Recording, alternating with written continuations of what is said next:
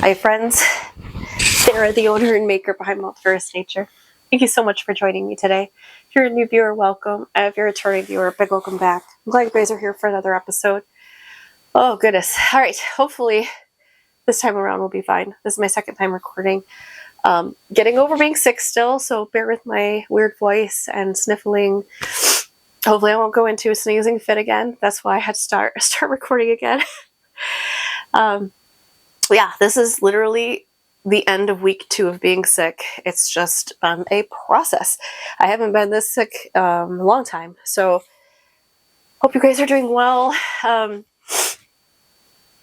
something warm or cool to sip on. I am drinking some apple cider, very Michigan beverage.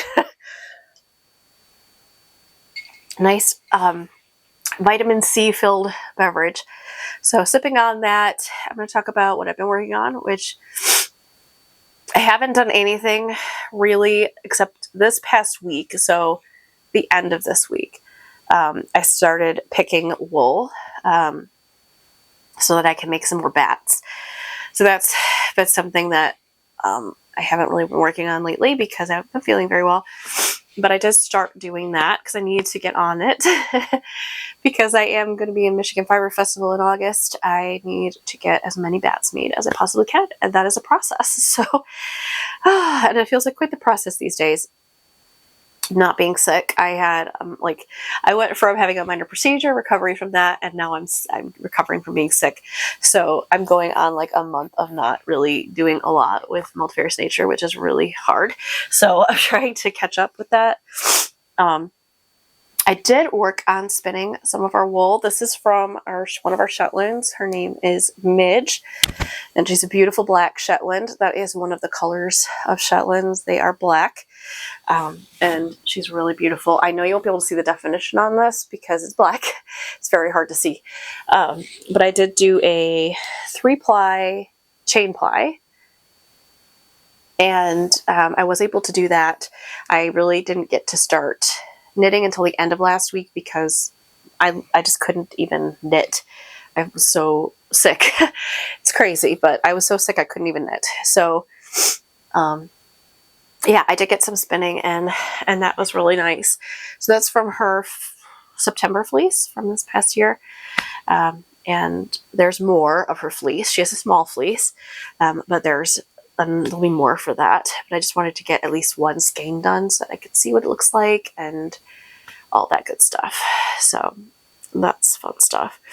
I am going to start my timer over. Okay, and then the other thing I worked on, which I really just started working on the end of last week, is make sure my volume is on here. Okay, I'm sorry you're going to hear a lot of sniffling and hopefully no sneezing. I just have a lot of drainage at this point. And the cough is pretty gnarly, so hopefully I won't be coughing. But I've been working on my jaunty from the Jaunty Along I'm doing with Andrea Mowry of Drea Renee Knits. So I've made some serious progress. I am using a skein of handspun the colorway is dyed up by Lara the Llama. The colorway is called A Hint of the Holidays. It's beautiful. This is at the center. So you can see there's kind of a point at the bottom. So I did start decreasing now. So I was increasing, and now I'm decreasing. This is in half fisherman's rib, and I absolutely love it. It's so beautiful. So this is a little under half a skein of A Hint of the Holidays handspun. So I will probably have some of that left over at the end, which is fine. I just didn't want to run out. I started with it, and then I did my Multifarious Nature handspun advent from this past year. I think I have 1 or 2 in the shop still. If I don't sell them prior to Michigan Fiber Festival, I will bring them with me. So definitely, if you're interested, if you're really interested, you're going to want to buy it in advance. But yeah, I would have them there if you want to see them. They are all wrapped, so you won't be able to like touch the wool, but I will have this as a sample so people can look at it. This is Icelandic and super it's like that rustic medium wool. It's just like beautiful. And like, I'm having issues finding descriptive words, but crispy isn't quite right, but it's not. It's beautifully bouncy, very durable. So that's day 1 of the Advent, and then we have our beautiful Shetland, one of my favorites. This is not one of our Shetlands, but it is a Moret fleece, beautiful dark brown. We do have a Moret sheep, but it's not hers. And that is your like soft medium. It's really beautiful. And then this is Tunis, which is super bouncy. Just absolutely love it. It's nice and durable, but super soft. So that's this colorway.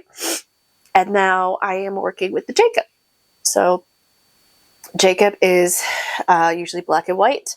And this is an older ewe. And so it actually, she's black, white, and she has a little bit of gray. So when I blended it, it just blended beautifully. And each skein is going to be very unique because there's varying amounts of black and white in each skein, or in each bat. There we go. So each bat will be different, so each skein will be different. And this is what mine looks like. Let's see it close. Very pretty. I love the gray. So everybody's gray is going to be a little different.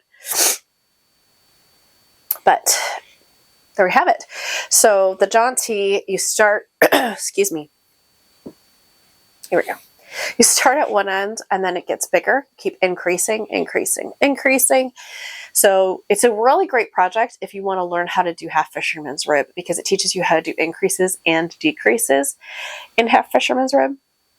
And now, once you get to your middle portion, this will be your widest area. However thick your yarn is, with needle size, all of that. It's very customizable. I love this pattern. Yeah, and then you start decreasing. So it creates this natural kind of point. And that's going to be my middle. And my middle is not exactly centered, which I love. So when it wraps around you, it's going to look really neat. I like that it's not centered because when it wraps, it's going to have this neat off-centered look. I think it's going to look really good. Yeah, and then I have the 3 more skeins of yarn for my Advent to do. So I still have so I'm working on my Jacob to finish that one, and then I have more of my Hint of the Holidays, which is here.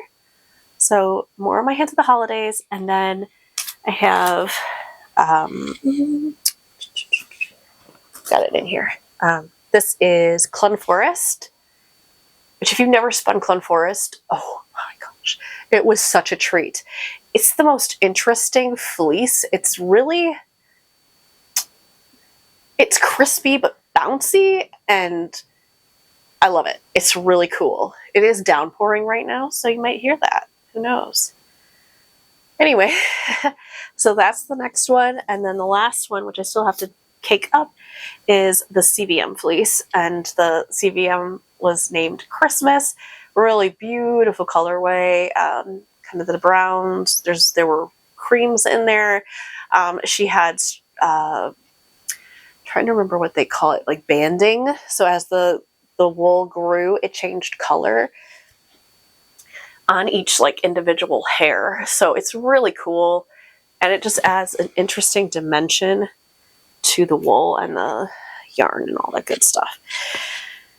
So yeah, really enjoying this. I'm really enjoying it. This, once I was able to knit, like I had the brain capacity to knit, this was such a lifesaver.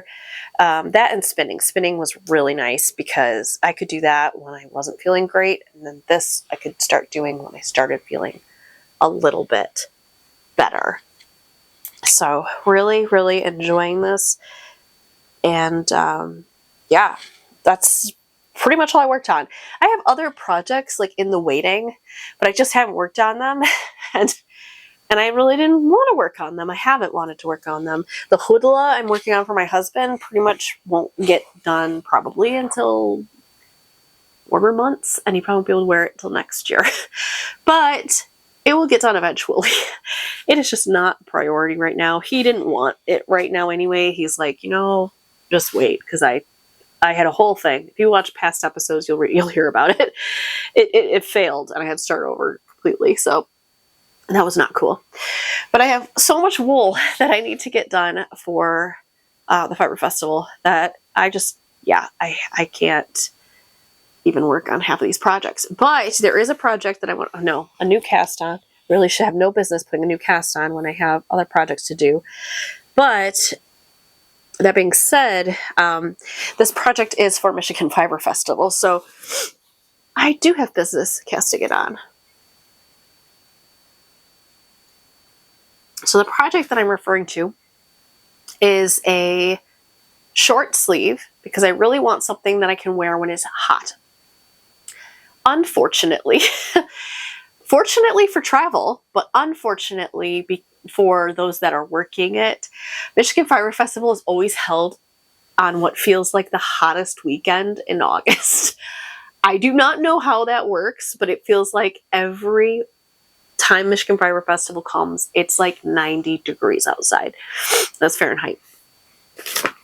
So I'm trying to figure out what I'm going to wear. I'm going to be really frank and honest. I'll probably end up wearing a lot of t-shirts that are cotton. I'll be doing it for 3 days. So I need to have a couple different shirts I can wear. I got this recently. It is the Shetland Sheep Association t-shirt, which is fun. They didn't have my size available, so I went with one a little bit bigger, but I figured it'll be fine. It's a little oversized and it'll be great. But I was looking at different patterns that I could knit and wear.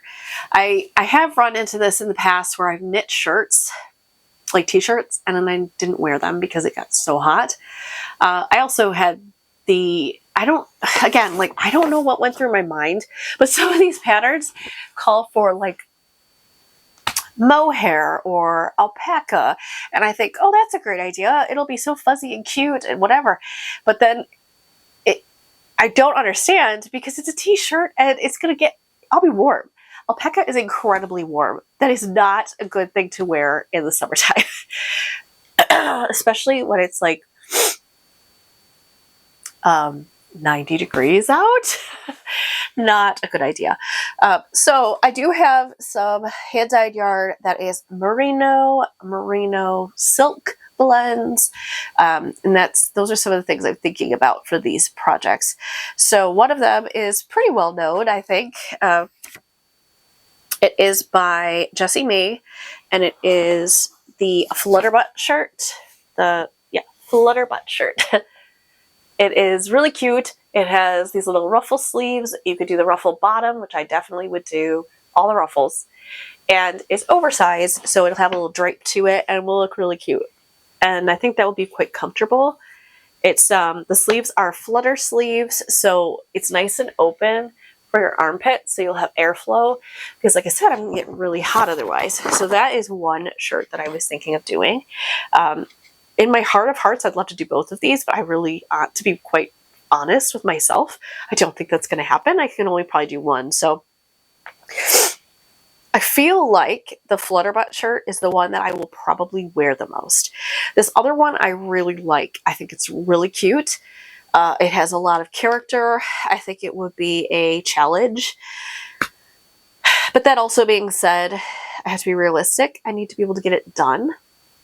I do have a couple of months, but so this is the Yasmin top. So this is by Zanette Knits. She has so many beautiful patterns. It is a tank style, but it is cardigan in a sense because it ties up in the front. So it has ties, lace work, all over lace. So the thing about that is that I'm trying to be really honest with myself. Would I wear this with a nude bra? And would I do that? Would I do that? I try to be really honest. If I was at home, sure. If I was at the Fiber Festival, probably not.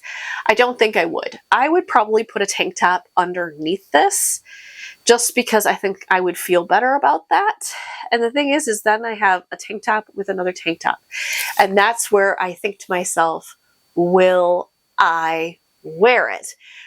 Like I said, will I wear this at home? Absolutely. Would I wear this during the festival if I have to layer it and if it's 90 degrees, because the past couple years it has been like 90 degrees Fahrenheit at least 1 or 2 of the days.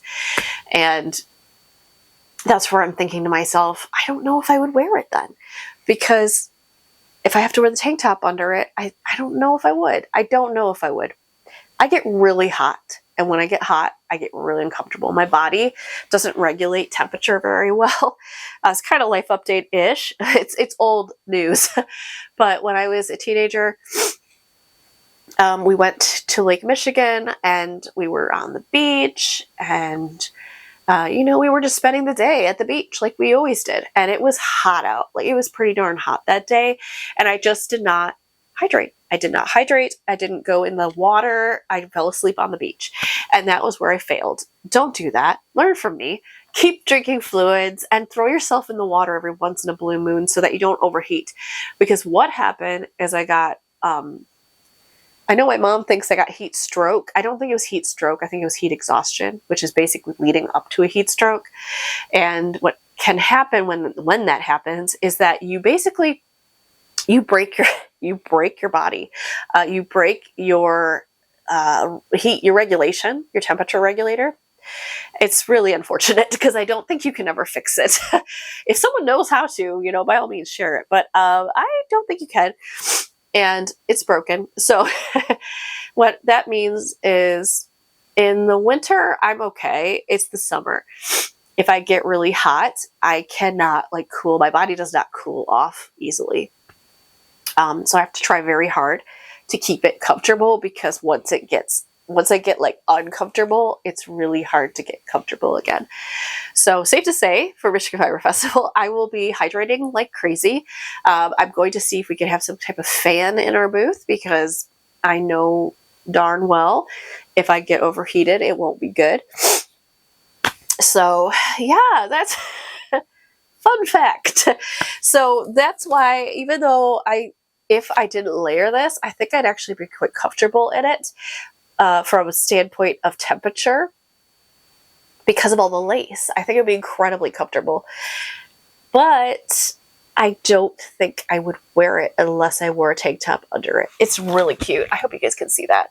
Definitely check it out. I do not have a way to link it except for in the notes.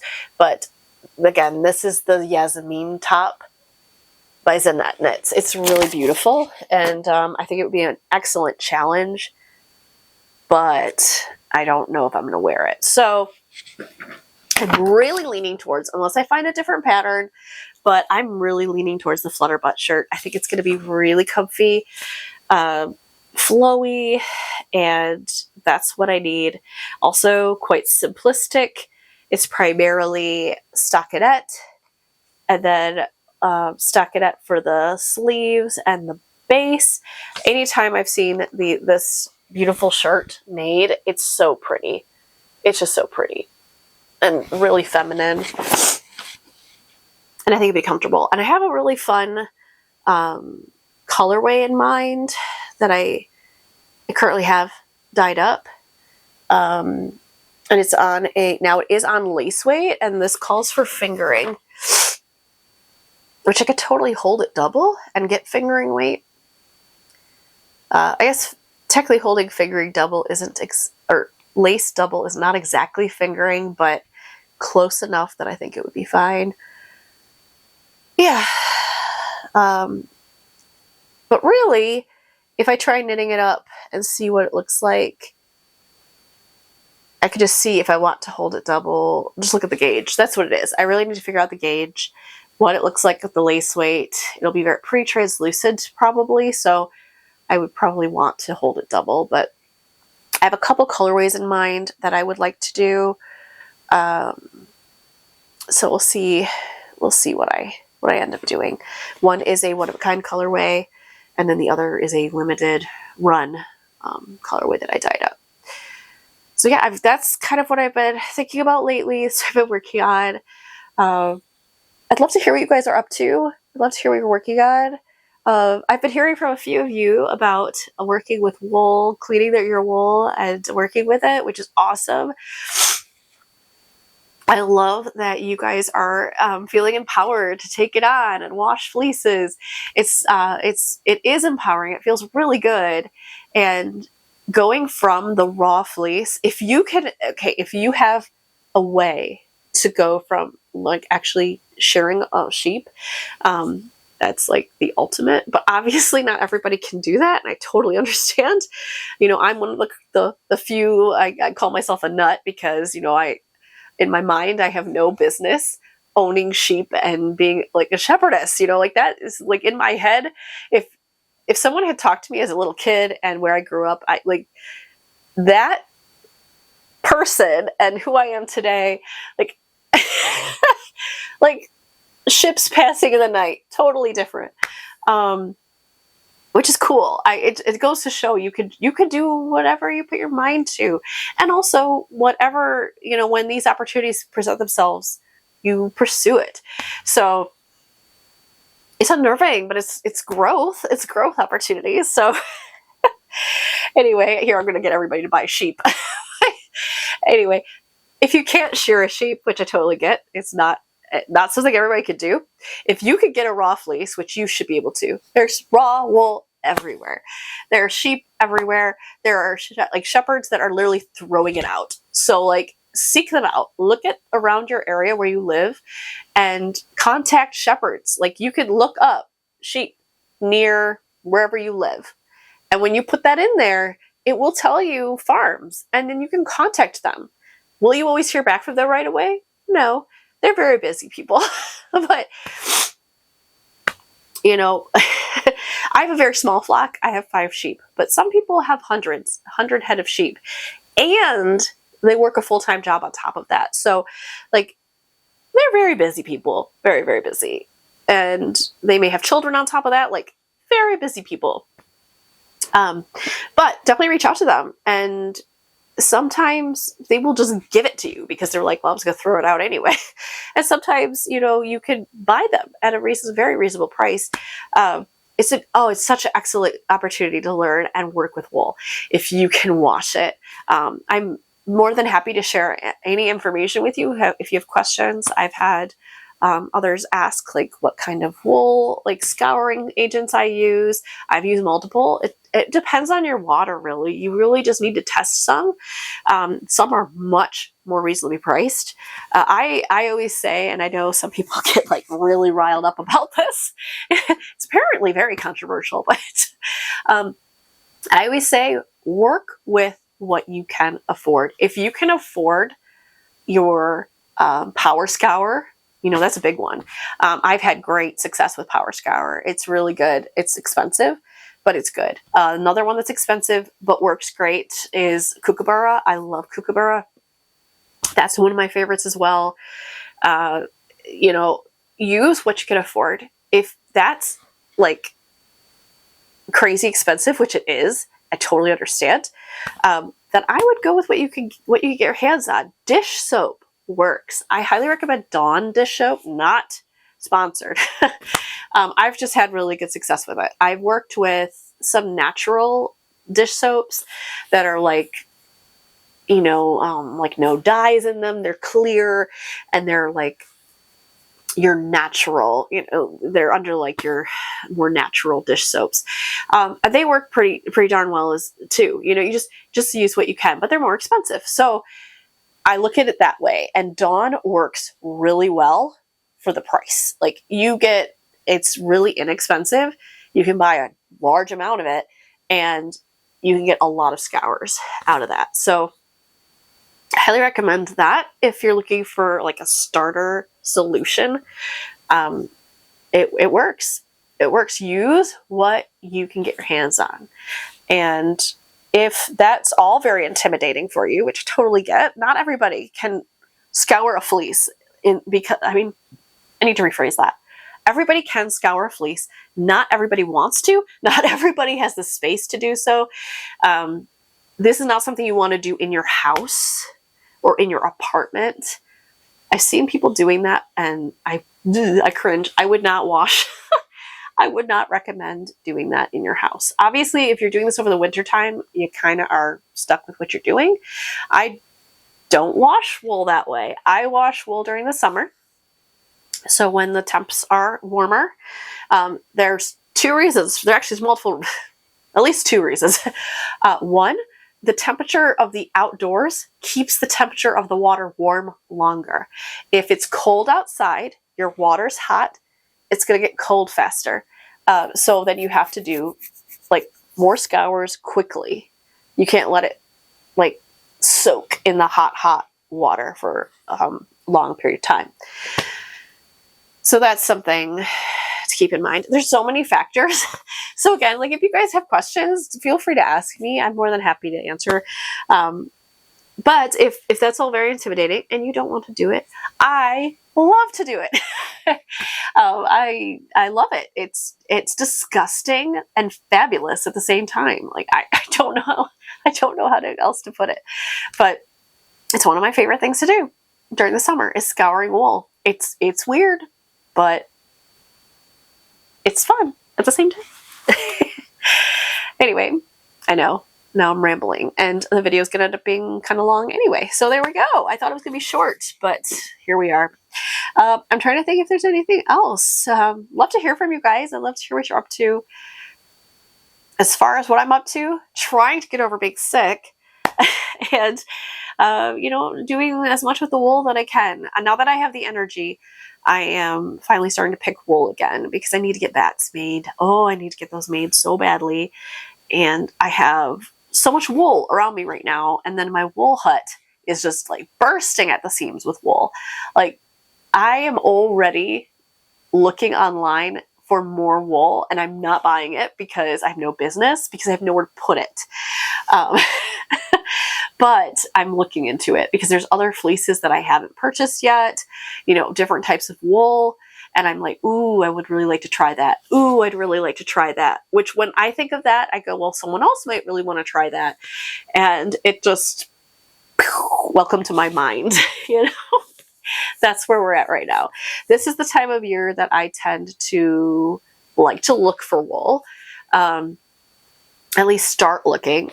Because, like I said, I don't wash it right now. I wash it in the summer. So the spring, I start looking.